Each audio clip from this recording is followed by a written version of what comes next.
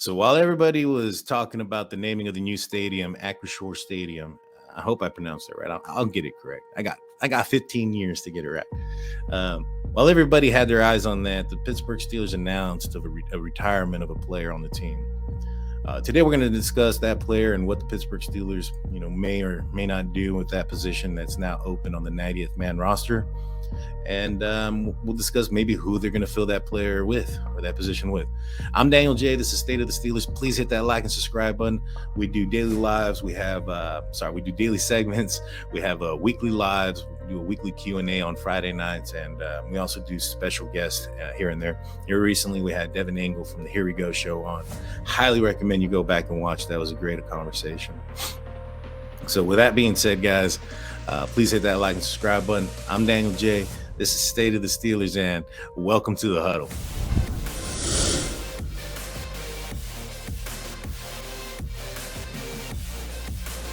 So while everybody was talking about the new stadium name, the Steelers placed Daniel Archibong on the reserve retired list. Now, I understand that Mr. Archibong is probably not going to have a significant impact on the 22 Steelers defense. However, he does leave an open space on the 90th man roster.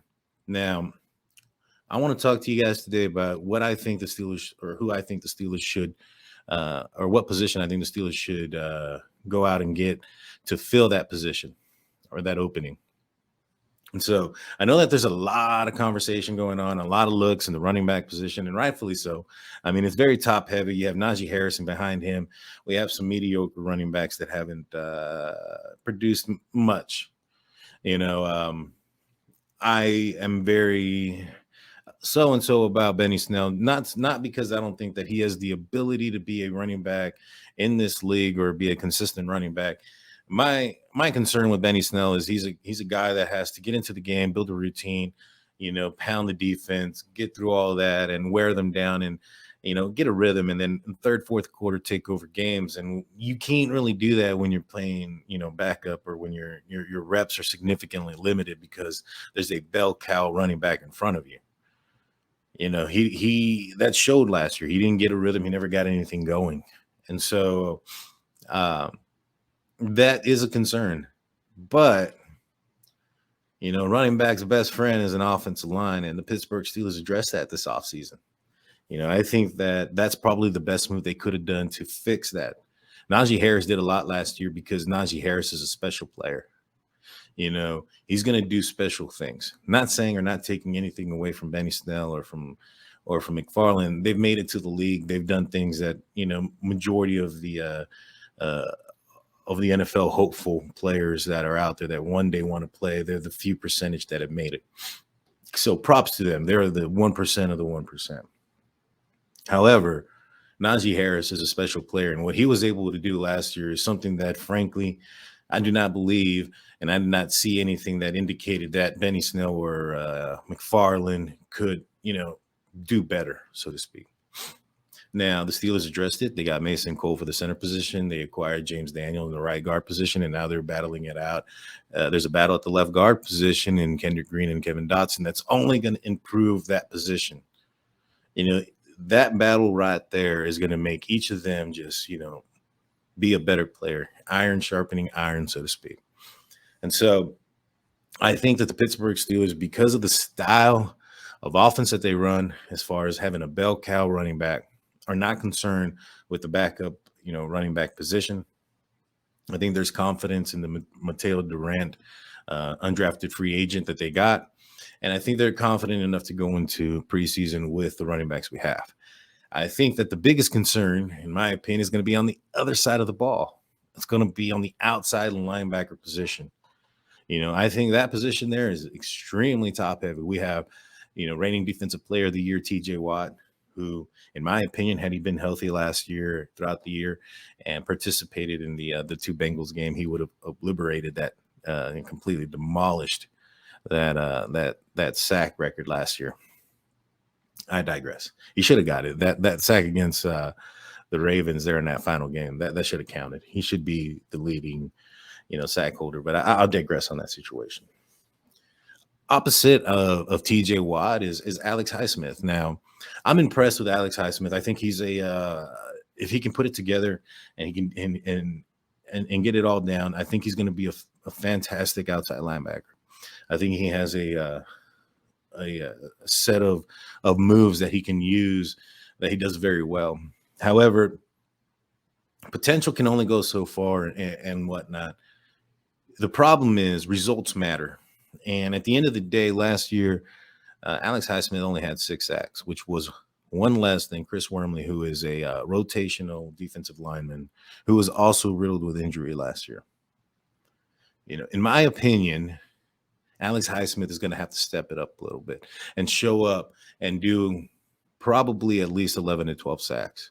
I know that, a lot of folks may say, as long as he gets double digits, hits 10, and sure, that would be great. That would probably be the bar if this was still a 16-game season. However, it's not.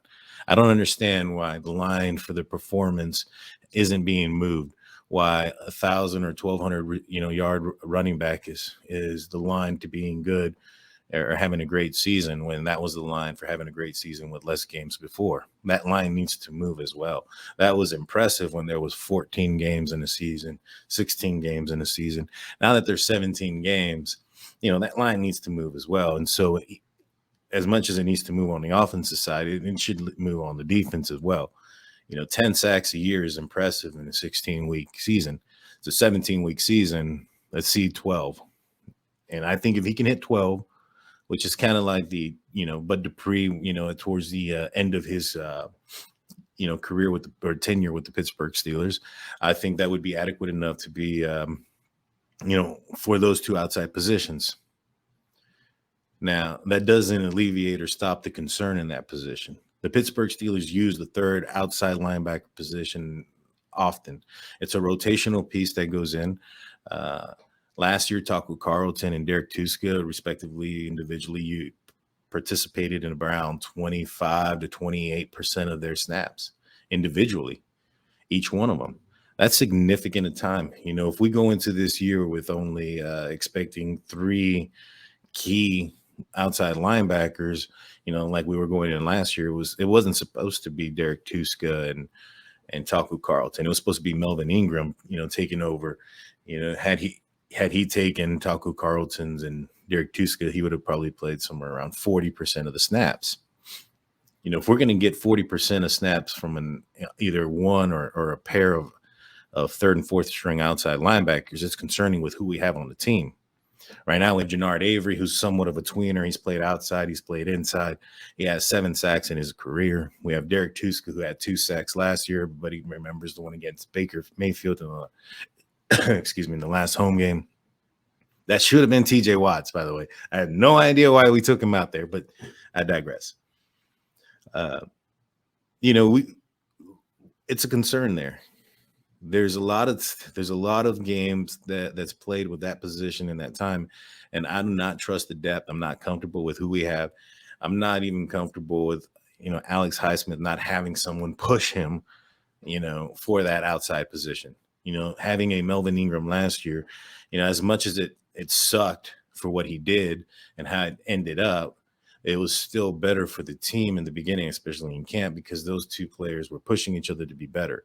When you don't have anybody behind you pushing you, then, I'm not saying he's going to take a step back or he's going to be lighter or whatnot, but it's not the same as when you're competing. So who's out there? Who can we get?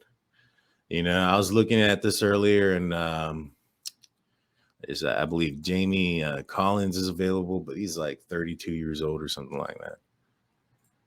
One guy I hope he's available. I'm just looking at this online right now, live in real time while I'm doing this. Is maybe Anthony Barr. He was a 1st-round draft pick, so he has that pedigree, and we all know how Tomlin likes that pedigree and whatnot. Let's see. Let's look up Anthony Barr real quick. I know that he played for the Minnesota Vikings, and he was pretty good. I don't know. Was he injured or anything last year? Let me try to figure that out.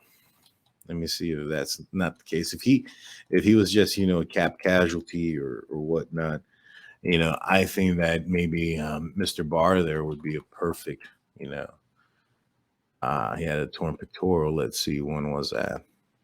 I don't know, it was the 2020 season. All right.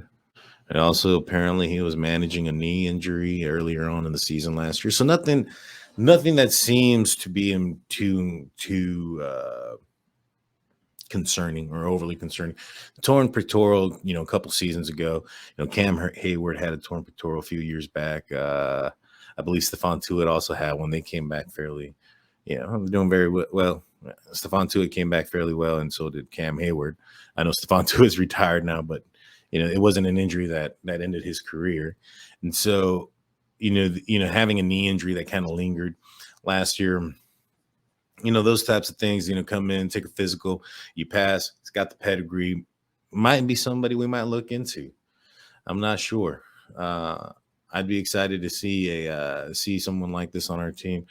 I highly think that position needs to be addressed. It's one of the positions that is not just used, the outside linebacker, the third, fourth string, they're used in special teams, but with the Pittsburgh Steelers defense, they're also used a lot on the defense.